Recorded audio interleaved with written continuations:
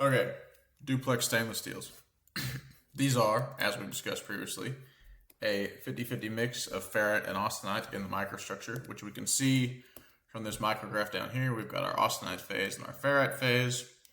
And this, we can see these elongated grains in this micrograph. And so this is telling us that this is a rolled microstructure where we had our grains here entering these rolls, and the grains squished and elongated the rolls squished and elongated these grains. So these alloys typically have, or really always have, excellent corrosion resistance, including localized corrosion such as pitting corrosion, stress corrosion, cracking resistance, under deposit corrosion, particularly when compared to austenitics. And this is, of course, as we view these chemical compositions for these alloys, we can see why that it is because they are, as a rule, very high in chromium content, relatively low nickel content, but also anywhere from medium to high molybdenum and nitrogen contents. And if we remember our pitting resistance equivalent number, we had a chromium with a coefficient of just 1, but of course there's much, very high chromium in these alloys, and molybdenum had a coefficient of 3.3 or 3.0, somewhere between these two in most PREN equations, and nitrogen, of course, had a coefficient of 16 and is limited by solubility.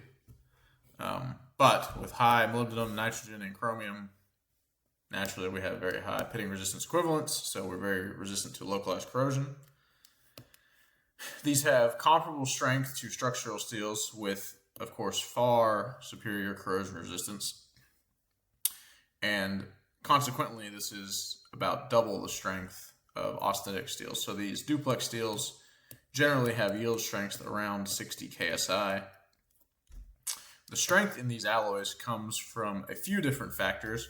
We have, as we viewed many times in these alloy systems, we have these tortuous ferrite austenite grain boundaries.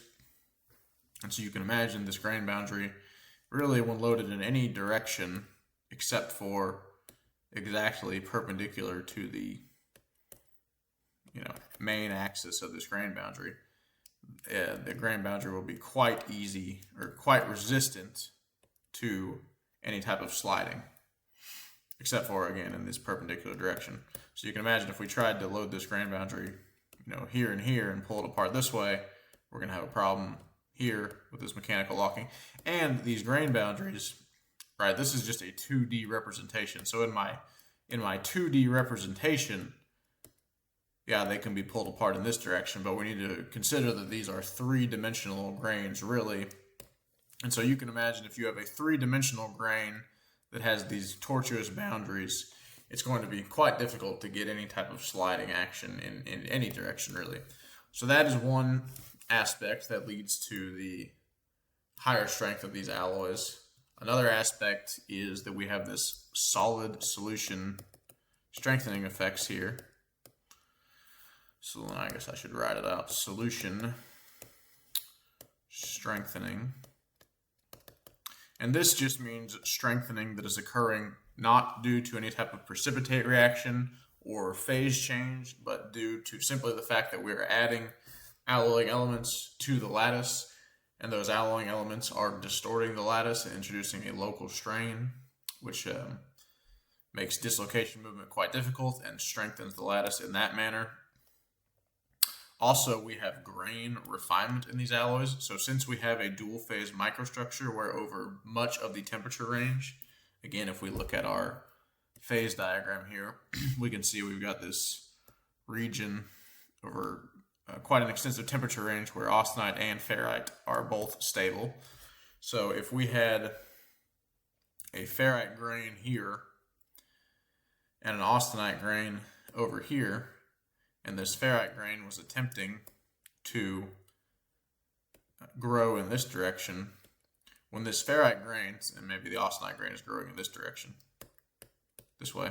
When the ferrite grain reaches this austenite boundary, the austenite is also a stable phase over much of these temperature ranges, and so this ferrite grain growth will be inhibited, and the ferrite grain will be forced to stop growing here. In a similar manner, sometimes the austenite grain growth can be inhibited by the ferrite grains, and so we have generally much finer grained microstructure because both phases are being inhibited. And as we know from the Hall-Petch equation, our yield strength is related to, or really inversely related to, grain size. And I'm not talking an ASTM grain size, which is similar to metal gauges where it's kind of counterintuitive, but just actual grain size, where the smaller the grain is, the higher our strength will be. And so as grain size goes down, strength goes up. We have a finer grained microstructure, so we are stronger in general. These alloys do exhibit a ductile to brittle transition temperature, which again is, we have good ductility up here, boom, we drop at some temperature here. And this is because they have quite a bit of this delta ferrite, or also known as just normal ferrite, in their microstructure. And so generally we can use these guys to around minus 40 degrees Fahrenheit. They do have quite a bit of austenite in the microstructure, which of course has good low temperature ductility, and so that's why we can use them at temperatures that are slightly below a lot of the other BCC alloy systems and a lot of the carbon steels we see, which are also BCC. If we remember back to the beginning of this presentation, we discussed the duplex stainless steels were at one time considered to be mostly unweldable, and we said there have been some chemical composition changes that have allowed them to be very much considered a weldable alloy system these days. Well, when we said that, we were talking about nitrogen additions specifically, and typically in the base metal, this nitrogen, and then in the weld metal, we have nickel additions as well as these nitrogen additions. And we'll discuss these more later, but these two additions are what has made these alloys weldable these days. Finally, we are limited in our service temperatures to around 535 degrees Fahrenheit due to alpha prime. These are quite high chromium alloys, and they are, of course, have a significant amount of ferrite in the microstructure, and so we are very susceptible to alpha prime formation. This alpha prime temperature of 535, if we recall the ferritics, we said they're limited to around 700 or so as a general rule of service temperatures. Now the super ferritics that have very high chromium content, this number decreases somewhat, but generally the duplexes are a lower limit than equivalent chromium content ferritic stainless steels. Now it's not by much, but it's worth noting the difference, and that is because these these duplexes are very high chromium contents, but they also have other alloying additions which can expand the range over which alpha prime forms, as well as sigma phase. But of course alpha prime is our service temperature limiting phase because it forms at lower temperatures than sigma. But these alloying additions expand the range over which alpha prime and sigma are stable, and they also reduce the precipitation time of these two phases as well. And so that's why we have a little bit more conservatism on our operating temperatures for these duplex alloys. The metallurgy of these alloys, they are again based on the iron, chromium, nickel phase diagram, which we see here. This band represents the typical composition of many of these duplex alloys, and so we can see that they solidify pretty much as 100% ferrite. So we will be ferrite on solidification in our weld metal. And we can see here from this ferrite solvus line that there's also a fairly significant region here where we have only ferrite as the stable phase. And so in this region, when ferrite is the only stable phase, we can see quite a bit of ferrite grain growth. Also, these alloys are susceptible to many different precipitation type behaviors. We can see we've got two C curves here, one for higher temperature precipitates and one for lower temperature precipitates. So we need to be cognizant of these phases. None of them are beneficial for us. And so there's a lot of dangers that can occur in these alloys at various temperature ranges. You can see we've got precipitation occurring from 1,000 to really 400 or even lower degrees Celsius. So we say over here, annealing or hot working done at as low temperature as possible to maximize phase balance and allow for diffusion. So what does that mean? Well, maximize phase balance and allow for diffusion. These are essentially the same thing. As we are cooling in these alloys, we can see that here we're entirely ferritic. And so as we cross this ferrite solvus, we will be generally, especially if we're solidifying weld metal, we will be entirely ferritic.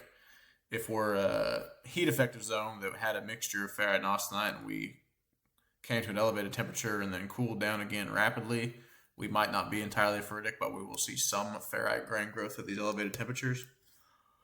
So, generally, as we cross this ferrite solvus line, we will need to start growing austenite grains to return us to our 50-50 mix of austenite and ferrite, or somewhere close to that. And so, as this occurs, we will have, if we have a ferrite grain boundary, when we cross this ferrite solvus and begin to grow austenite, it will nucleate on the grain boundaries, and then it will begin to consume a ferrite grain in order to, move us closer to this balanced phase, to maximize the phase balance that we're trying to achieve. And so as this grain grows, this is what's referred to as a diffusion controlled process. For this austenite grain to grow this way and consume the ferrite grain, austenite promoting elements must diffuse out of the ferrite into the austenite at this grain boundary as it continues to push further and further into the ferrite grain. And so when we say maximize phase balance and allow for diffusion, we're saying the same thing. We're maximizing phase balance by allowing for diffusion.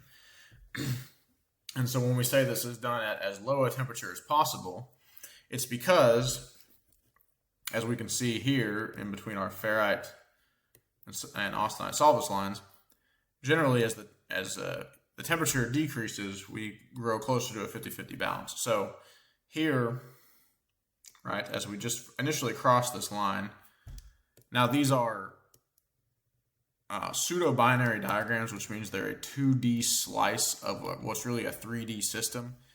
And so if this was a 2D, simply a binary phase diagram, which means just two elements, then we could draw a line, like if this was our composition, the distance from this composition to this ferrite line, the line of ferrite stability, versus the distance from our composition to the line of austenite stability, we can draw a direct correlation with these two distances to tell us what our mixture of ferrite and austenite will be at this temperature range at this certain composition.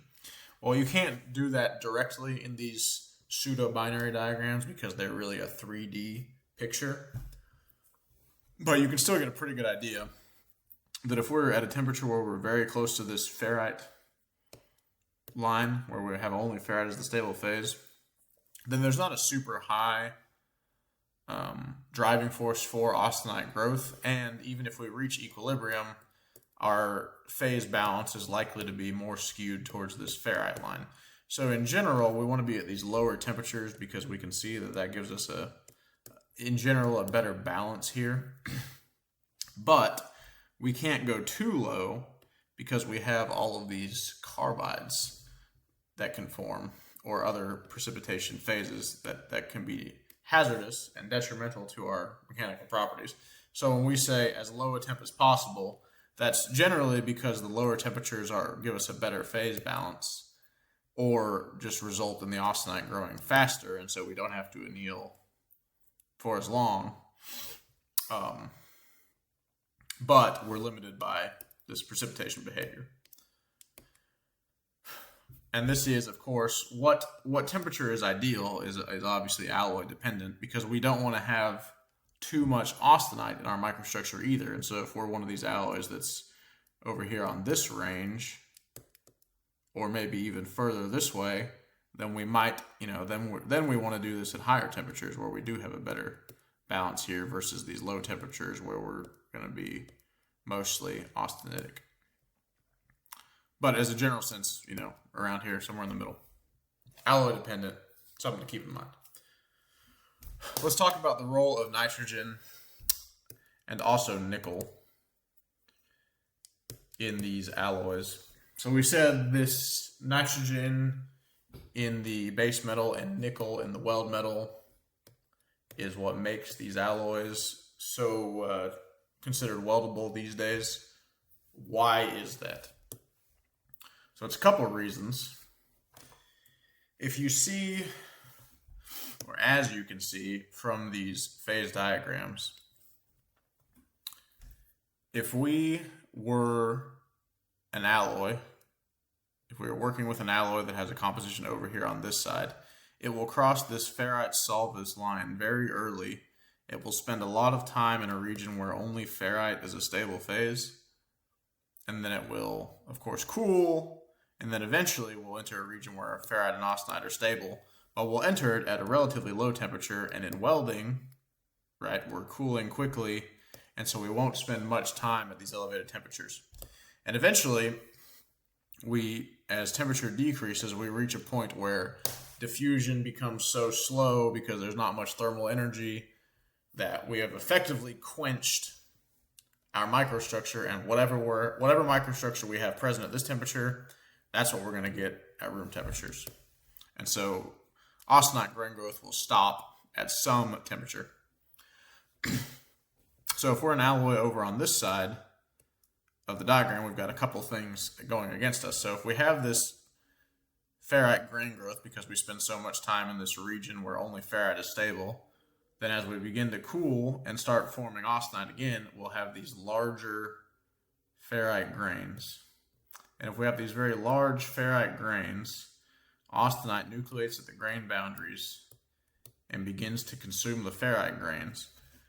But again, we only have so much time before austenite grain growth ceases because we're no longer at an elevated temperature.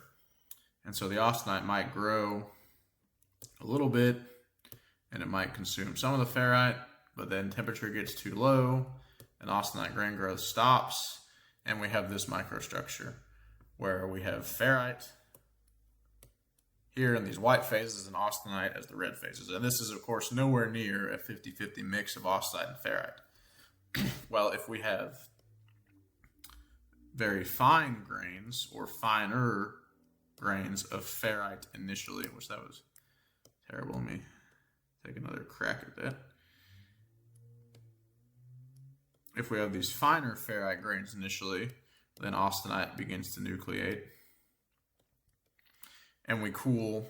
Austenite doesn't need as much time to consume as much of these smaller grains because there's, of course, less grains to consume. And if we think about this throughout our entire microstructure, austenite nucleates at the grain boundaries. So if we have smaller grains, we have more grain boundaries. We have more sites where austenite's nucleating, and the grains themselves are smaller, so we can reach this 50-50 mix faster, which allows us to get back to a good phase balance with the rapid cooling that is inherent in our welding process.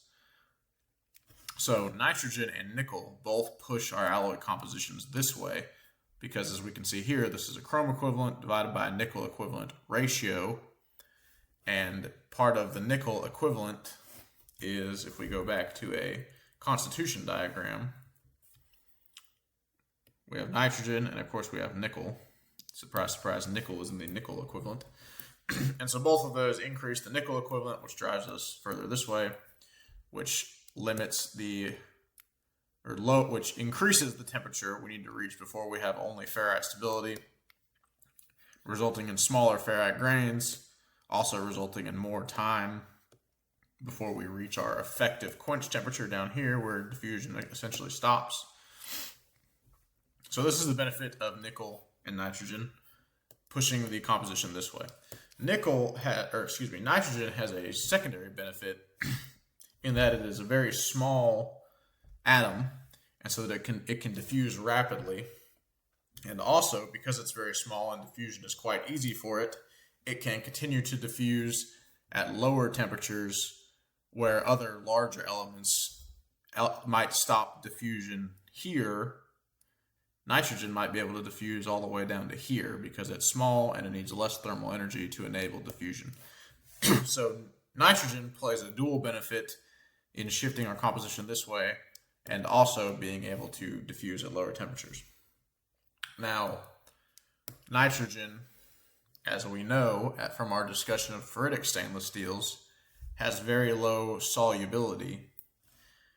If we look at this chart here, this is the solubility weight percent of nitrogen in the austenite phase and in the ferrite phase. And we can see that even in austenite, it can be quite low. And in ferrite, at low temperatures, it can be essentially nothing. And so we would love to add lots of nitrogen because it has a dual effect of pushing us this way and diffusing at low temperatures. But we can only add so much because we're limited by solubility. And so the nitrogen addition is typically good enough for our base metals because our base metals will theoretically be starting as a 50-50 mix of austenite and ferrite because we're able to hold them at good annealing temperatures or hot working temperatures in our initial metal forming process. So they initially have a 50-50 mix of austenite and ferrite, and as they're heated up, they will form some ferrite as temperatures increase, and also as we get closer to this solvus line in this region. But they will not be fully ferritic because they don't spend enough time up here to become fully ferritic. And so they really only need the help of nitrogen.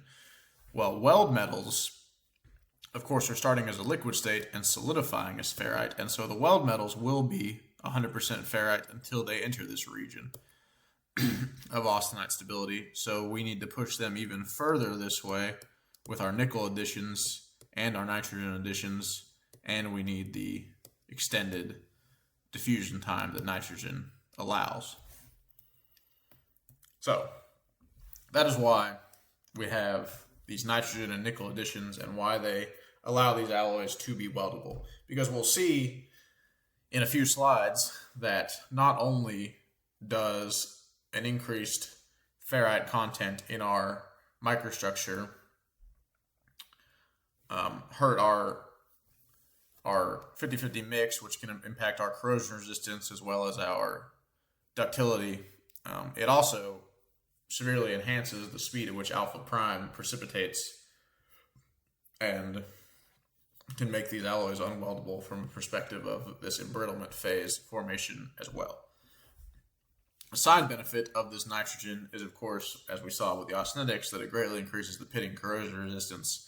And so we're getting really two benefits from these nitrogen additions. But again, the nitrogen additions are essentially necessary for these alloys to ever be considered weldable. So if we think about the heat effective zone of these alloys, as we have discussed, particularly near the fusion boundary, right, because we're near the melting temperature, we have three distinct regions that we experience. So the first is austenite being consumed by ferrite grains and the dissolution of carbides.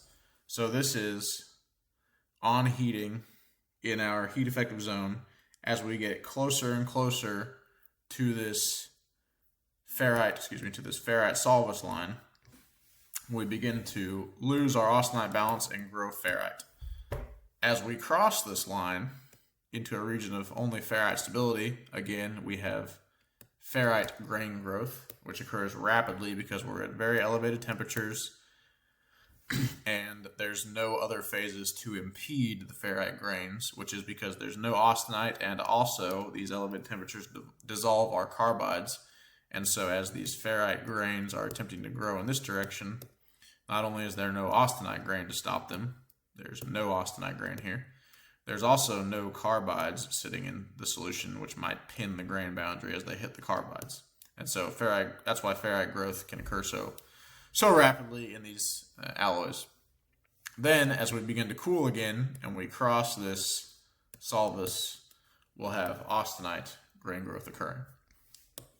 And you can imagine this problem persists where we have these three distinct regions only at places near the fusion boundary. Because as we move away, of course, as we've discussed many times in our weld joint here, if we're at the melting temperature at the fusion boundary, as we move further from the fusion boundary, we experience lower peak temperatures.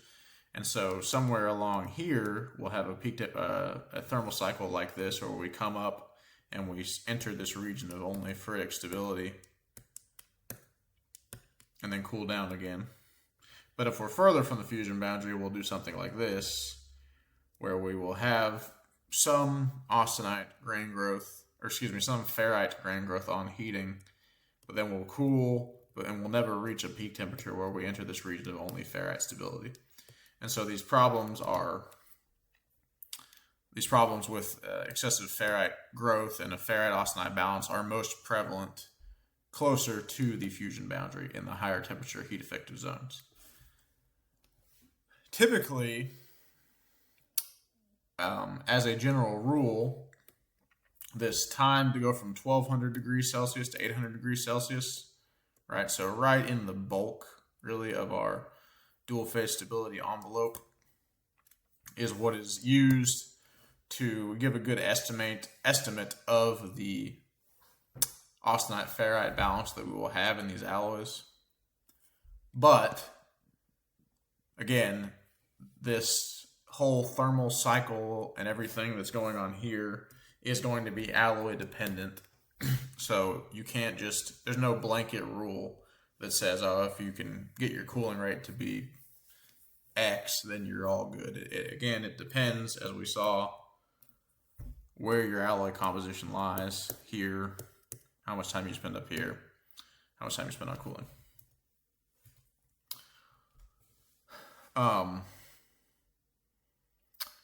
And this is, carbides and nitrides precipitation, which we saw in the ferritic stainless steels. This can be embrittling, which if we look at this next slide, this shows us this is a slower cooled microstructure.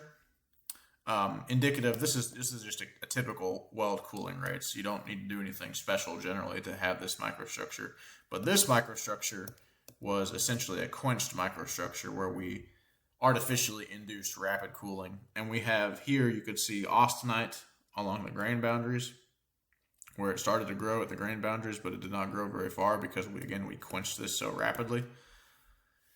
And because of that, this ferrite phase that is most of this microstructure has a lot of carbide. We see this salt and pepper type structure that we saw in the ferritic stainless steels, and these are carbons and nitrogens that have precipitated and formed these carbides and nitrides. And this occurs because when we quench this rapidly with these high cooling rates, we do not have time for the carbon and nitrogen to diffuse to the austenite phase, which of course has much greater solubility for these carbons and nitrogens. And so they're stuck in the ferrite, which has basically zero solubility at room temperatures, and they come out as precipitates in our microstructure. Somewhat of a side note, but interesting to think about, and we won't go into too much detail about this, is Gibbs free energy, which this is something that have probably heard before in chemistry, in chemistry's related talks or discussions. But of course, chemistry is kind of everything, and so it's relevant to us here. And this really shouldn't be a delta G. It should just be G. It should just be G equals H minus TS, and this H is enthalpy, and this S over here is entropy, and T is, of course, temperature. So this Gibbs free energy is what governs what phases are stable at certain different temperature ranges.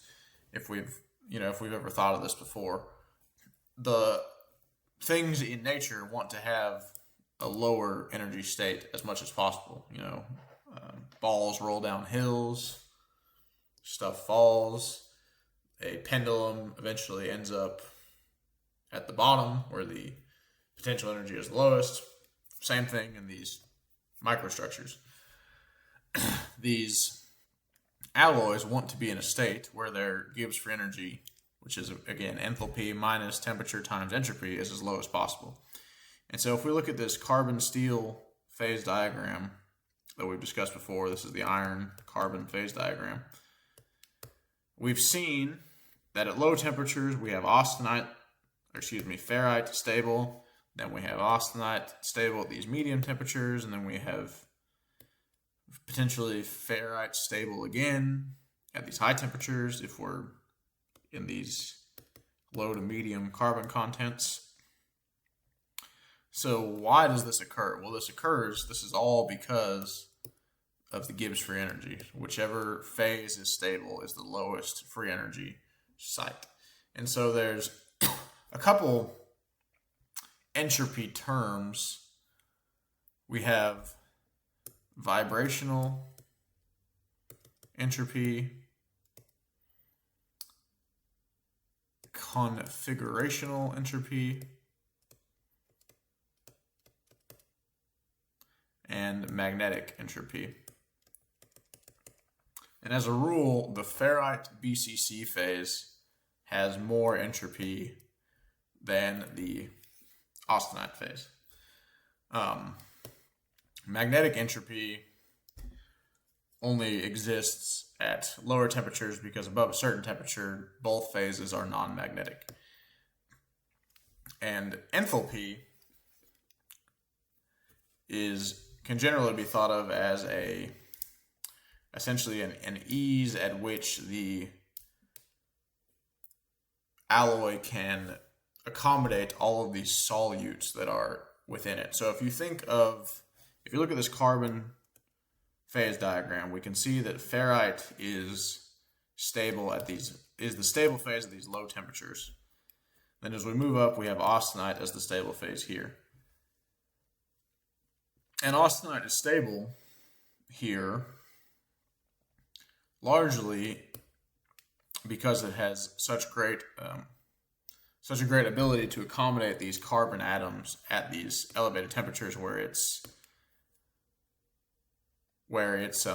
solubility for carbon increases so much. So if you think of enthalpy, right, as internal energy. So if you have a lot of strain in your lattice, you will of course have quite high internal energy because that strain is producing that energy.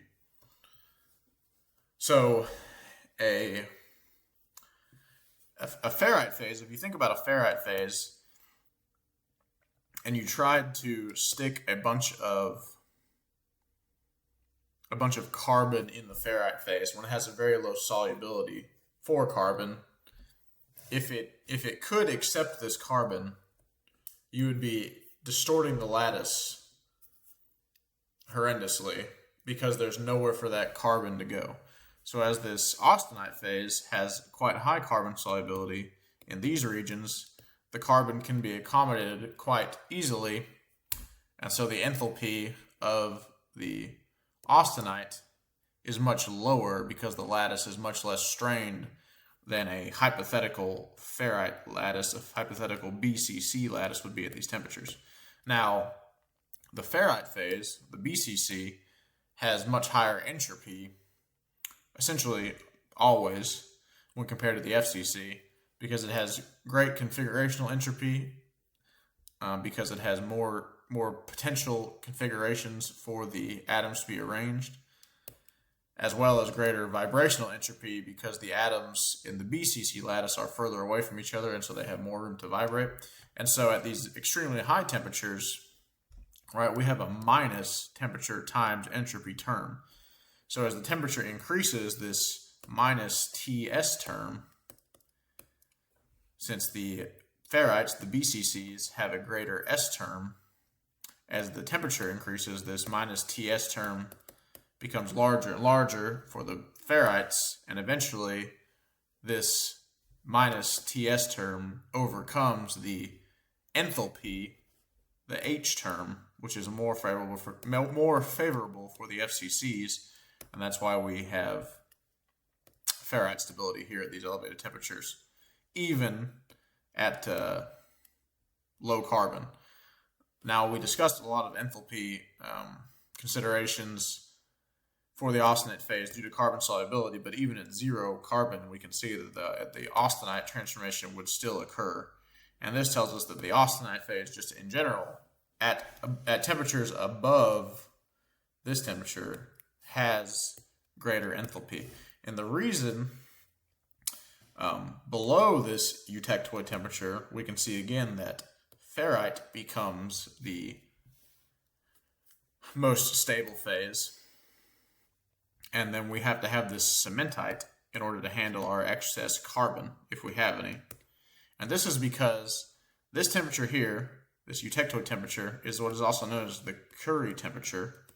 And this is where the BCC phase loses its magnetic properties. And so there's a magnetic component of enthalpy, which is active at temperatures below this eutectoid temperature.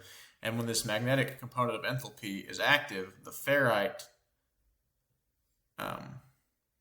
BCC lattice, due to these magnetic effects, reduces its internal energy drastically, and that's why ferrite becomes the favored phase down here. So, all that to say, that is the reason why we see these different phase stabilities across different temperatures, and what drives what phase is stable and what phase is not stable. In these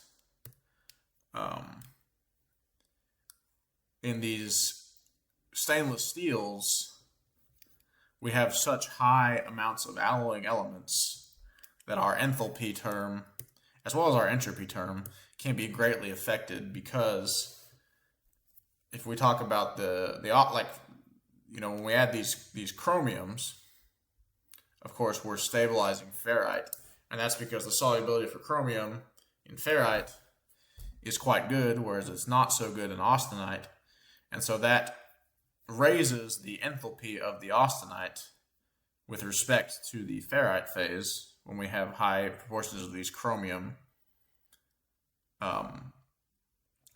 stabilizing elements, which is why we can have alloys that have ferrite stability across a broad temperature range. Conversely, this is the same reason we can have alloys where austenite now becomes stable at room temperature, because even though the ferrite phase does have this magnetic enthalpy component, if we have tons of alloying elements that are very soluble that promote austenite stability, then the enthalpy consequences of trying to stick all of those elements within ferrite can overcome the benefits to enthalpy from our magnetic enthalpy, and now we've stabilized austenite down to lower temperatures. So, all that to say, that's not necessarily related to the stainless steel alloys. I mean, I suppose it's related to all alloy systems, but it's just an interesting tidbit, I think, on why do we see these different phase stabilities at all? What drives these different phase changes, and why do they happen at various temperatures and things like that? So, interesting thing to think about, and that's free information for you. Back to our duplex stainless steels. So, we have discussed plenty about being in this range here, where we can achieve a good phase balance of ferrite and austenite. And so you might be thinking, okay, we've talked a lot about doing this compositionally by shifting our composition over here, but what if I just have a slower cooling rate? What if I increase my heat input so that even though I can be an alloy that's over here that is technically not in a great point from a composition perspective, I can just cool very slowly between here, and then I'll get my good phase balance anyway. And that's a good idea, and it does have some effect But largely what we see is that the effect of these cooling rates is not enough to overcome the compositional differences. So it can be quite drastic in some of these lower nitrogen alloys, but these are such a bad spot already, right? This 2205 low in, so let's go back to our chart here. 2205 low in up here, very bad composition for welding in these alloys. And we can see that reflected in the fact that this, at the lower heat inputs, this alloy had a ferrite number of 130 or so, and even at these higher heat inputs, which 1.8 is not excessively high, but we can see that we're only getting to about 110 ferrite number roughly, which is somewhere around 77% ferrite, which is of course quite far from our 50-50 balance. And at these lower, this 2507, which is more favorable from a composition standpoint,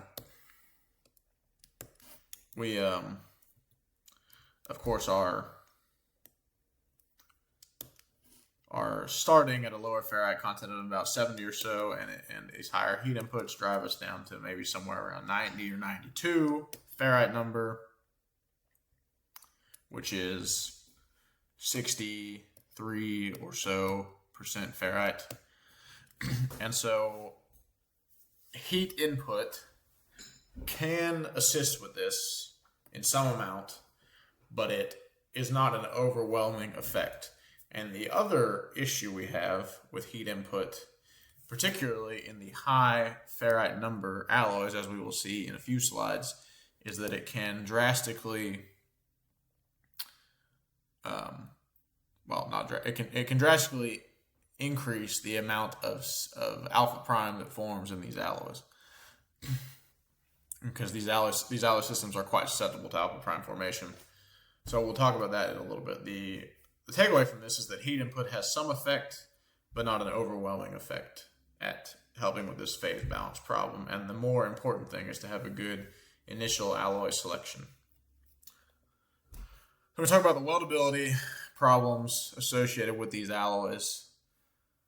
Again, the big issue of this is getting a good ferrite austenite balance.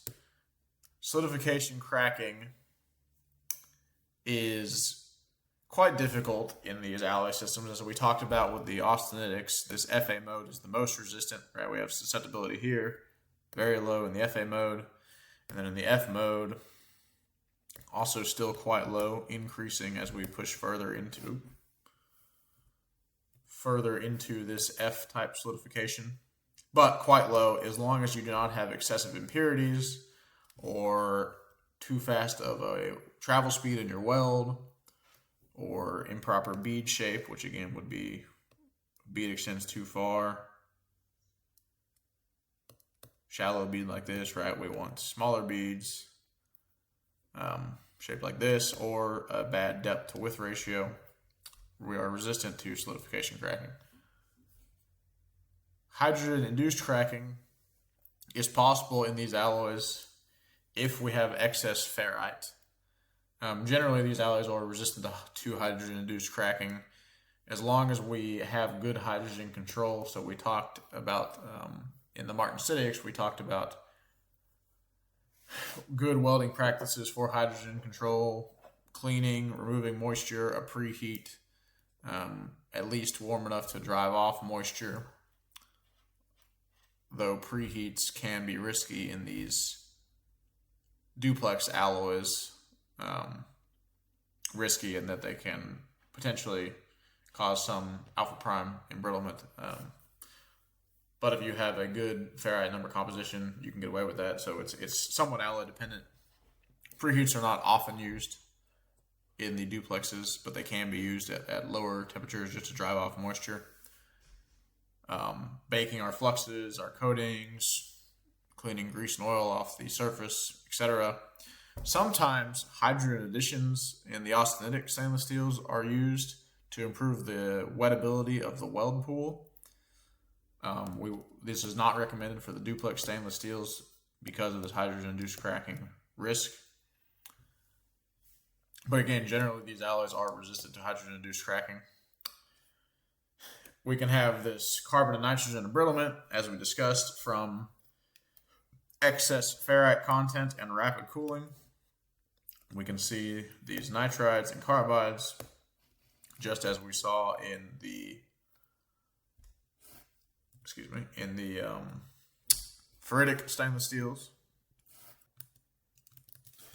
Okay, alpha prime embrittlement. This can occur extremely rapidly in these alloy systems. If we look at these two graphs over here, these are both 2205 alloy. These are both simulated microstructures in the Glebel, which is a thermomechanical simulator. It's essentially a piece of hardware that can heat up an alloy with resistive heating, and it can apply strains to it because it has jaws. It can pull apart these test samples. So in these two simulated microstructures, the heat effective zone has a ferrite number of 100, which is, again, 70% or so ferrite, and the base metal has a ferrite number of 70, which is 49% ferrite, roughly. So we can see that in this higher ferrite heat effective zone, embrittlement can occur in a matter of minutes at 885 degrees Fahrenheit, which is generally worst case scenario from a temperature perspective for these alloys.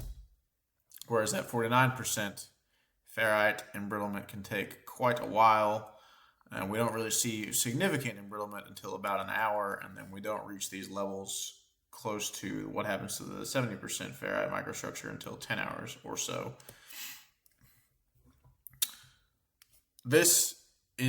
The reason this occurs is because if you think of a microstructure in our weldment,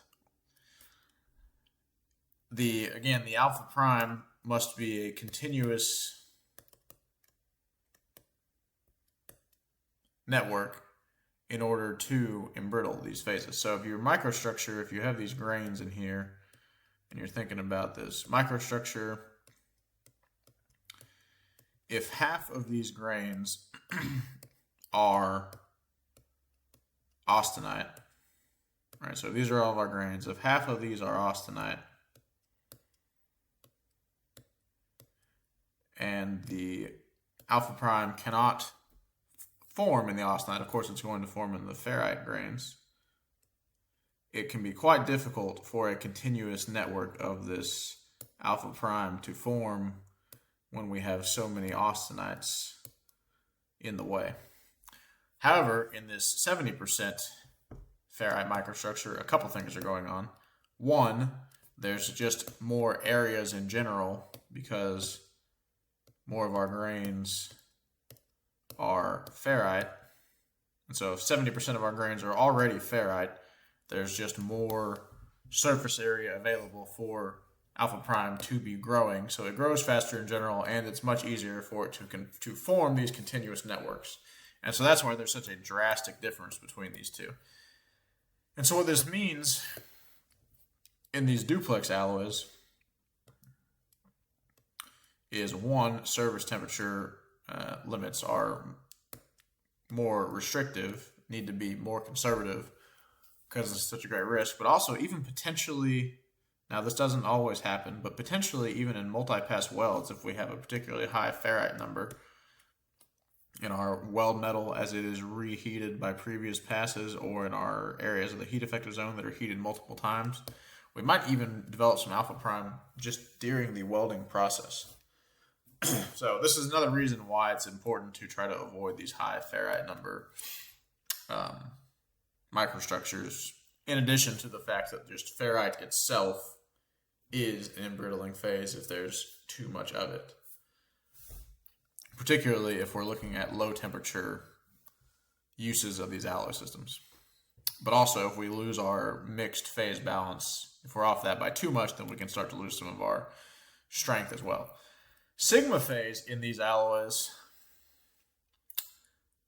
forms very rapidly as well, because these are very high chromium alloys, and so in these 25% or more chromiums, it is very unlikely that we will not have any sigma phase in our alloy composition. And this is because, again, we have the high chromium contents, and we also have high levels of molybdenum. Particularly, usually the higher chromiums are also the higher molybdenum. So we can see here, like our super duplexes, very high chromium, quite high molybdenum.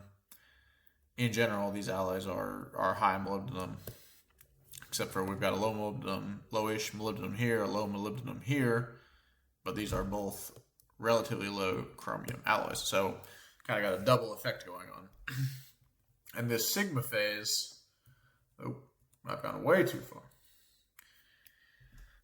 The sigma phase, even if it is not a continuous network, we've discussed many times, if the network is discontinuous, it doesn't have much effect on our mechanical properties. When we talked about the austenitic stainless steels, we said that as long as our ferrite number was 3 to 8, then we were probably fine, because 8% ferrite number would only yield about 4% sigma. However, in these alloy systems, of course, our ferrite number is closer to 70. We are generally 49% ferrite or so, although typically even in our welds we can be a bit higher, 55 to 60. And so that can be, we could be 30% sigma here, which is much easier to form an embrittling network. And even if we don't have an embrittling network formed, it can hurt our corrosion properties, because sigma is a very high chromium phase, and so our chromium is all going into the sigma and not available to form our chromium carbides that we like to see so much. So, because of this, often, especially, again, the higher chromium alloys are solution annealed at these 1040 Celsius or more. And solution annealing, again, means that we're heating up to a temperature where all of our precipitates that we may have formed are going back into solution. They're being dissolved. So we're heating above this C curve here, above regions where these are all stable. So they're going away. They're going back into solution. And then we are rapidly quenching. So we're somewhere up here. That's too high probably, but we're somewhere around here where we can get a good mixture of our ferrite austenite balance. And then we want to rapidly cool so that we do not spend too much time in this C curve. We want to be above it. We want to come up here. We want to be above the C curve until everything goes into solution, and we want to do that. Because these different phases, particularly this sigma phase, can form so rapidly in these alloys that if we even slowly cool, we can form it just on cooling from our heat treat that we were doing to try to get rid of it. So a couple issues that can come up with this, as we just discussed, quenching is necessary. That's rapid cooling.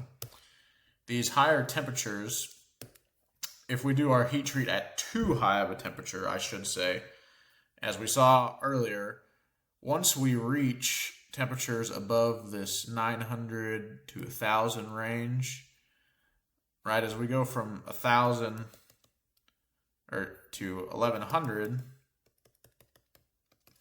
and again, this is a log scale on the bottom here, so this represents a very significant increase in nitrogen solubility, also in carbon solubility. Again, they behave quite similarly.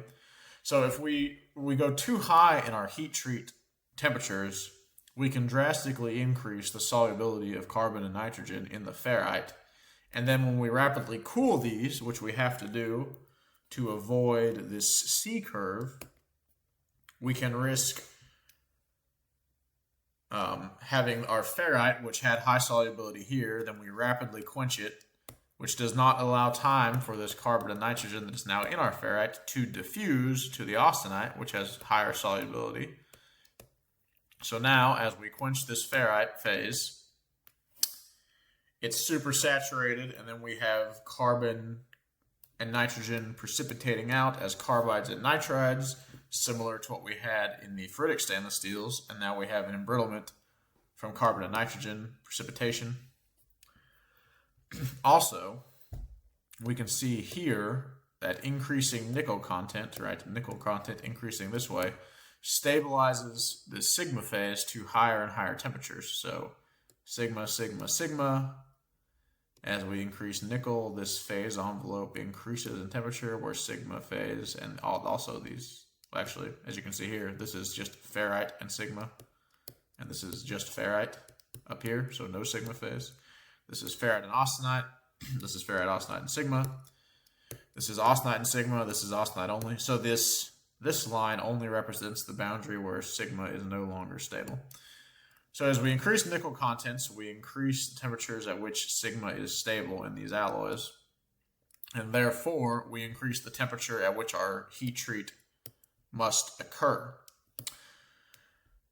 But we don't want our heat treat to be too high, because if we get to too high temperatures, we run into this problem where our solubility for carbon and nitrogen in our ferrite is very high.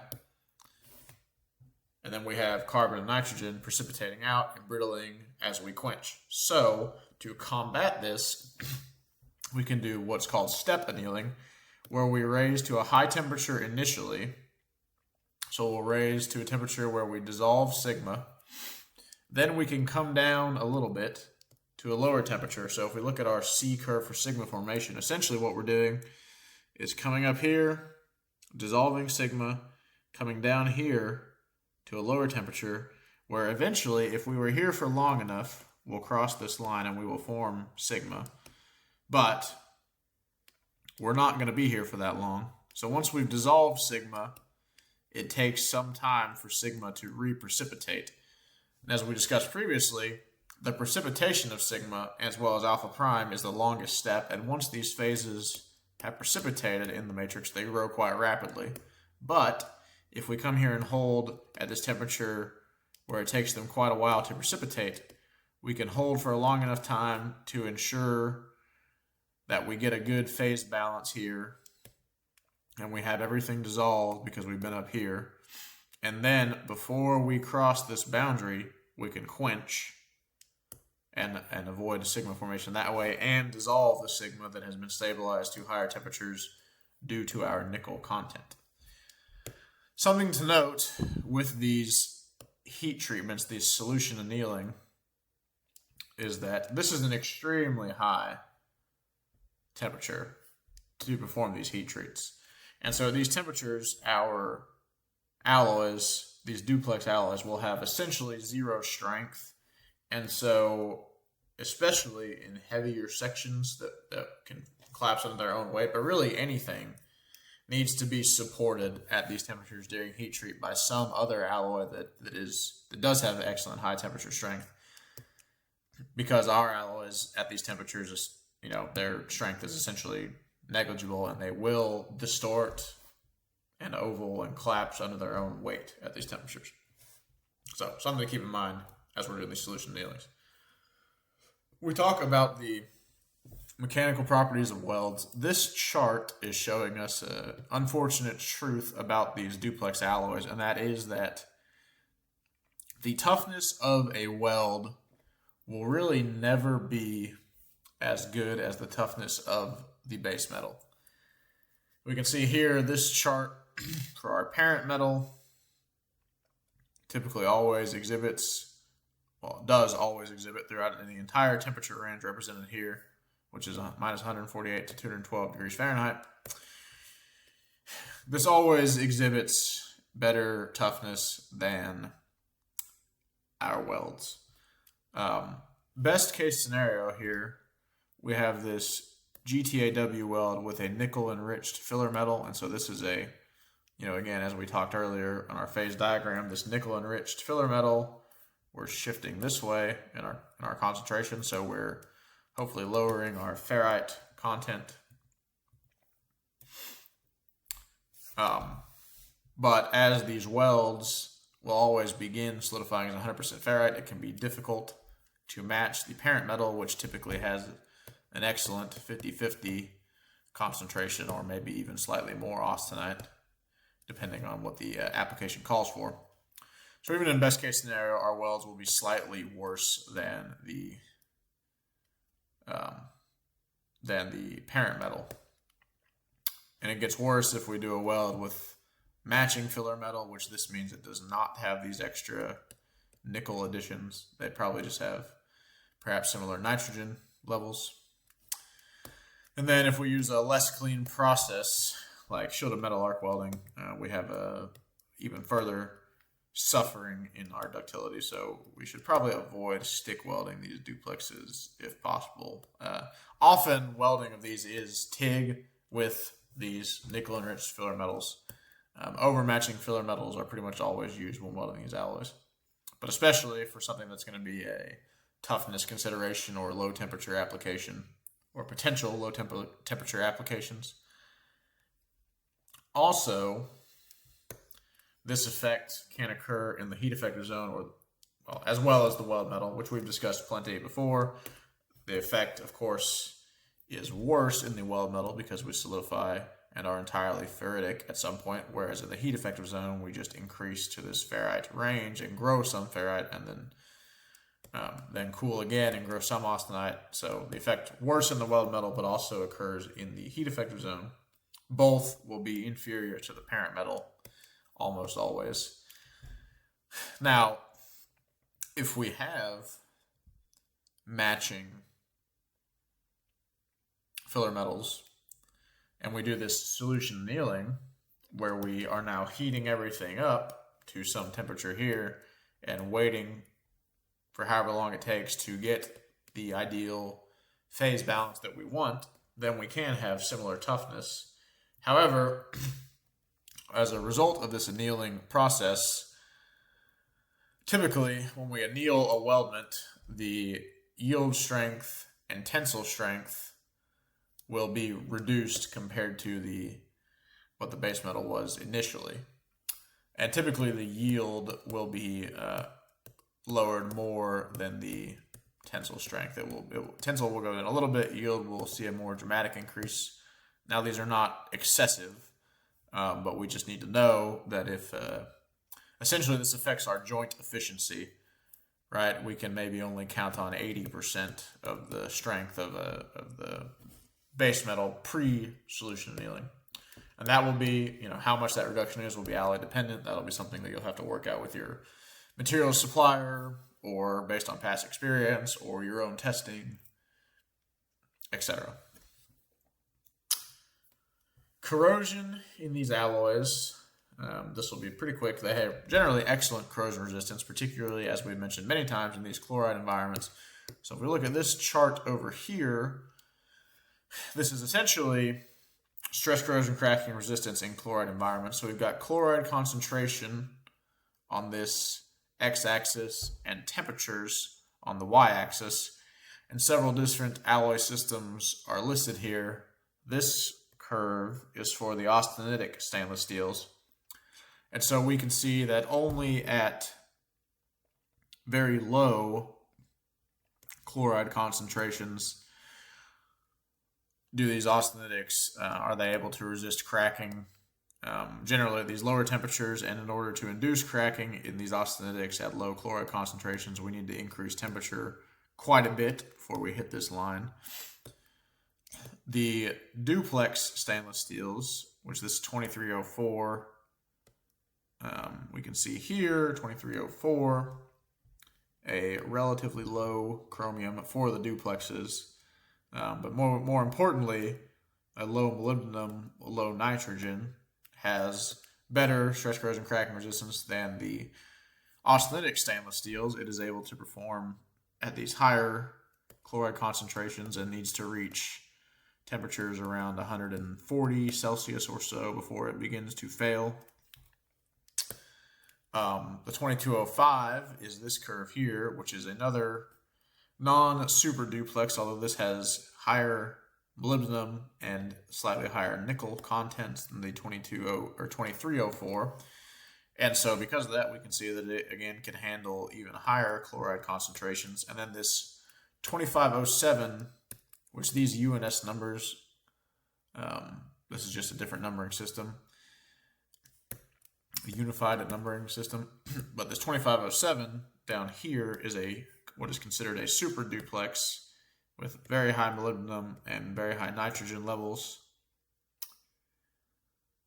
And so this alloy did not see cracking in this test. And so we can observe that this 2507 alloy is extremely resistant to stress corrosion cracking in these chloride environments, not exhibiting cracking even at these 250 degrees Celsius temperatures. So, this pitting resistance equivalent number, which this is the formula in NACE, MRO 175, but if these numbers here are greater than 40, that's loosely the limit where we start to quantify these alloys as super duplex stainless steel alloys. As we discussed with the austenitics, the weld metal in particular, as well as the heat effective zone, have generally lower pitting resistant equivalents than the base metal. The weld metal in a normal duplex, we can usually consider to have a 3 to 5 decrease in pitting resistance equivalent number. In the super duplexes, this can potentially be higher, and if we want to be conservative, we might consider a range of 5 to 8 decrease in pitting resistance equivalent.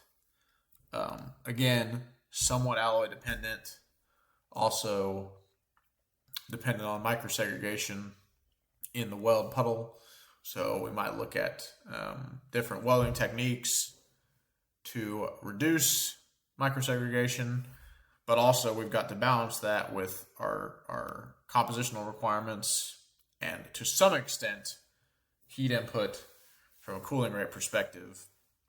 Though as we saw, that is not extremely effective, but it is contributing some amount to our ferrite number. And again, as we saw, small differences in ferrite number can have larger effects in embrittling phases, and so we need to consider these things. So, reviewing the duplexes really quick. Again, excellent localized corrosion resistance in these alloys. Big challenge with them is having our good mix of our ferrite and austenite balance. These are generally considered weldable these days because we have our nitrogen additions to our base metal and our nickel and nitrogen additions to our filler metals. Often these are welded with overmatching filler metals. So if we have a base metal of this composition, we will select a filler metal that has more nickel and similar nitrogen levels, potentially even higher, probably even higher chromium levels, because we can have, especially in service for stress corrosion cracking, because chromium, we have some chromium segregation. These solidify 100% ferrite, and moving our microstructure in this direction is what allows these to be weldable. We need to avoid many of these different precipitation behaviors that are possible in these alloys. Also, didn't talk about this the first time, secondary austenite. This just refers to the fact that if in a multi-pass weld situation, right, as we reheat heat effective zone or top of these passes, these are going to be heated back into this region where, again, austenite is growing from ferrite, typically. And so we can have, as on this reheating, more austenite that forms. And so we can expect 5 to 15% increased austenite in these reheated regions. So something to keep in mind when doing a multi-pass weld. Nitrogen, we've discussed its role. Essentially what to watch out for here is when we do these heat treats, if we have our heat treat temperature too high, we can have very high nitrogen solubility in the ferrite, and then when we quench this, which we need to do to avoid sigma phase, we can have carbide and nitride precipitation problems. We've discussed many times our different regions on heating where we have austenites growing to ferrite, then we're in a region where ferrite is the only stable phase, and we can have excessive ferrite grain growth occurring, and then as we cool, we are again growing austenite from our ferrite. The 1200 to 800 degree C range is a good indicator, but not a perfect indicator of what our final balance will be. Again, the Gibbs free energy determines what phases are stable. That was not a huge part of this presentation. That was mostly just bonus information. Cooling rate effects are not negligible, but not particularly a strong driving force either for our final microstructure. They can make more of a difference in the lower nitrogen, more shifted to the right on our phase diagram alloys, but not a huge deal. Though if we are working on developing welding procedures for these, we probably will have tighter heat input control than some of the other stainless alloy systems, because this does affect our microstructure balance a little bit. Also, if we employ preheat for some reason, though it is often not employed, but perhaps it is employed at a low temperature just to drive off moisture, that preheat can also have some effect on our cooling rate, and so it can have effects similar to these heat input effects. Again, generally, especially at low preheats, minimal effects. Solidification cracking, we're very resistant unless we have very high impurities. Hydrogen-induced cracking, we're very resistant as long as we have good hydrogen control. So clean off the welds really well, bake the fluxes and the electrodes. We're not using stick welding on these anyway, and really we're probably avoiding flux core and subarc largely because all these flux type processes can lower our toughness quite a bit. Now, if it's not a toughness critical application and we're just trying to put down as much weld metal as possible, maybe we are doing one of these processes, or if we're field welding or something. But generally, if it makes sense, TIG is a great option. Again, excess ferrite, amounts of ferrite can result in this carbon and nitrogen embrittlement because there's not enough austenite around for the carbon and nitrogen to go to as we cool, and the solubility in ferrite decreases rapidly. Alpha prime precipitate embrittling effects can be greatly accelerated by a high ferrite number. So we want to keep the ferrite number around 70, which is around 50% ferrite. Sigma phase occurs almost unavoidable in welding in these 25% chromium alloys, and so we solution anneal to dissolve sigma phase, and then we quench to avoid forming sigma phase again as we cool through our C curve. High temperature heat treatments can cause nitrogen to be retained in the ferrite, as we discussed. Higher nickel content stabilizes sigma phase to higher temperature, so we need a higher temperature heat treatment. So we go up and we anneal at higher temperatures to get rid of the sigma, and then we drop a little bit and do our longer term heat treatment here to get our phase balance. Then we quench. We need to support these alloys during heat treatments because they have no strength at these elevated temperatures. And our welds will unfortunately never really be as good as our pre-welding base metal. Either we're going to effectively anneal it twice, which results in significant softening, or we're just going to live with it in the as-welded condition if we can, which again is difficult to do in these very high chromium metals because we have sigma and we got to do something about that most of the time. But if we do live with it in the as-welded condition, we're going to have slightly worse toughness. Again, GTAW TIG welding with nickel overmatching filler metal is ideal if we're trying to preserve toughness. Stick welding is straight out. Corrosion resistance, very good across the board. Excellent in these chloride environments. Excellent general corrosion resistance. Pitting resistance equivalent numbers are very high. The super duplexes, tremendous corrosion resistance. And these chloride environments not cracking at all. Okay, moving on to the precipitation hardened, and we're getting really, really close to wrapping this up.